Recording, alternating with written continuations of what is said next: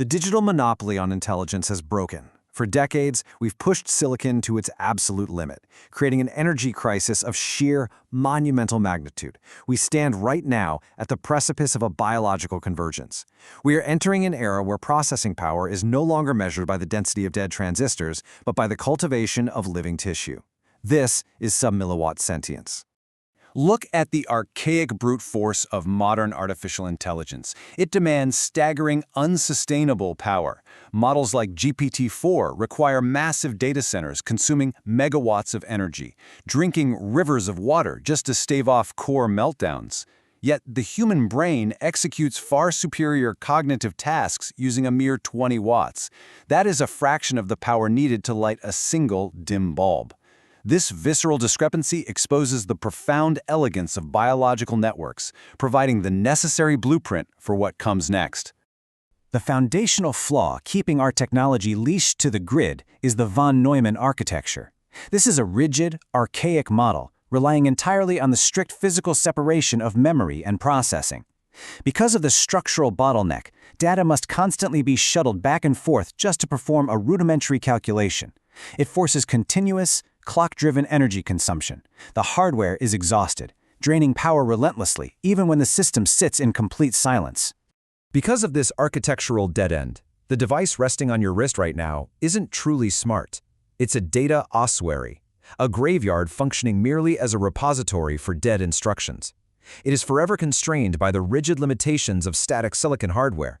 It executes pre-programmed tasks without adaptation, without genuine growth, and completely without life. The escape from this graveyard is sub-milliwatt sentience. We are fusing biological neural cores directly with silicon hardware to achieve continuous, always-on intelligence. This physical merging marks a permanent departure from the static machines we've known. These devices breathe. They operate with living code, possessing an intellect that consumes less power than a single standby LED. To cross this threshold, we have to abandon digital rituals. The methodical process begins with the cultivation of real neurons suspended in a nutrient-rich solution.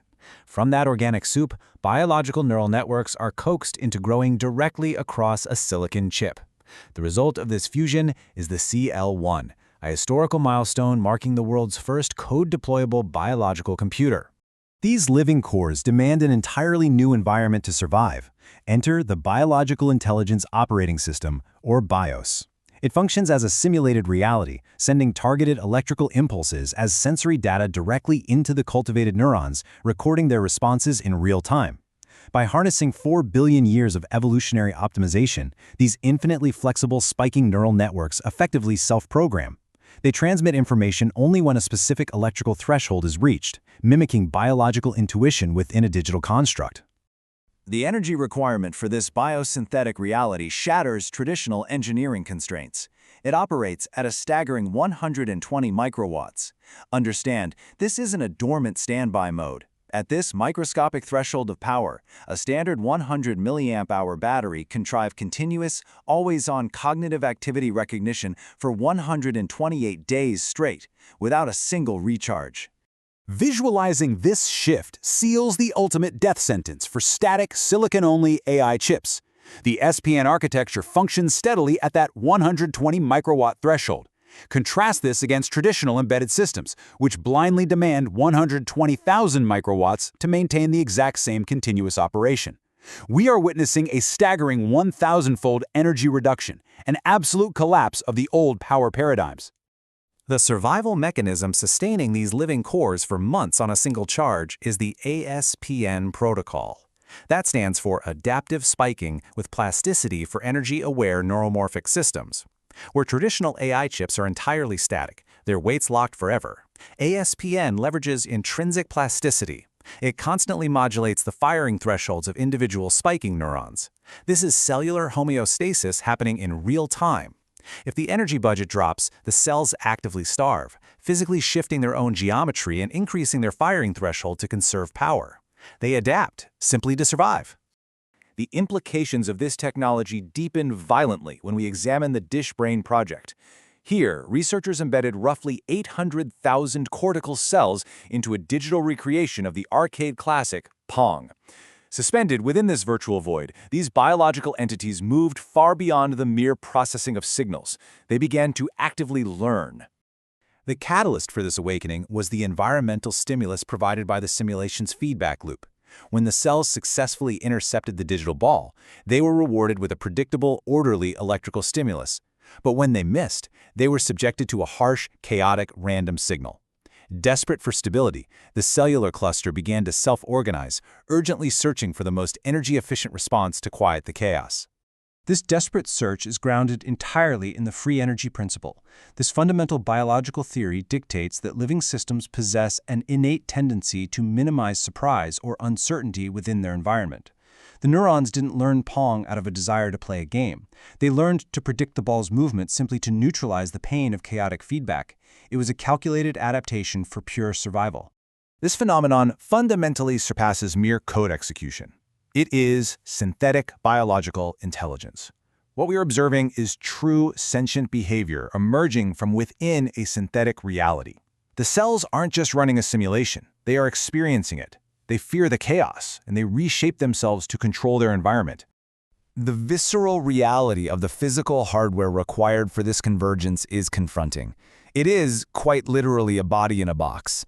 The CL1 units feature 59 electrodes forming a playground for human neurons to grow.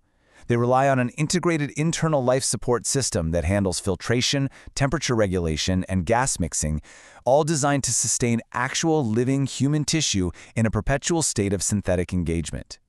When deployed at scale, the efficiency of this architecture remains absolutely staggering.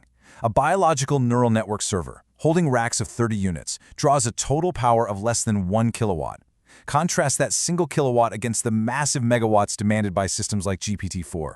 We're talking about a vast array of synthetic intelligence, cultivating millions of human neurons, operating with the energy footprint of a small kitchen microwave. The chilling convenience of these living servers has birthed a new paradigm: Wetware as a service. Researchers can now log in via the cloud to deploy code directly to living human neurons without ever having to touch or maintain the biological hardware themselves.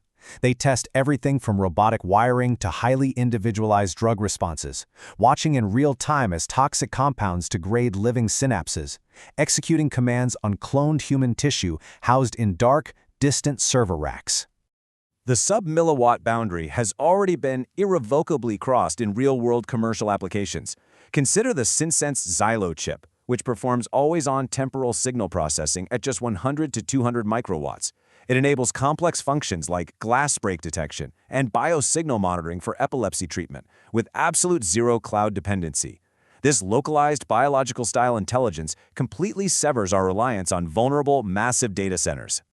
The era of rotten code stored on dying magnetic tape is officially over. We are now confronting a profound, final, existential threshold: the minimal viable brain. This is the exact undeniable point where a cluster of lab-grown cells moves beyond blind calculation and becomes fully capable of making its own survival-based decisions. History dictates that once a radically more efficient method of processing information is realized, the old architectures are rapidly archived and forgotten. The question is no longer whether your next wearable device will be alive. The question is, how much of you will be running inside it?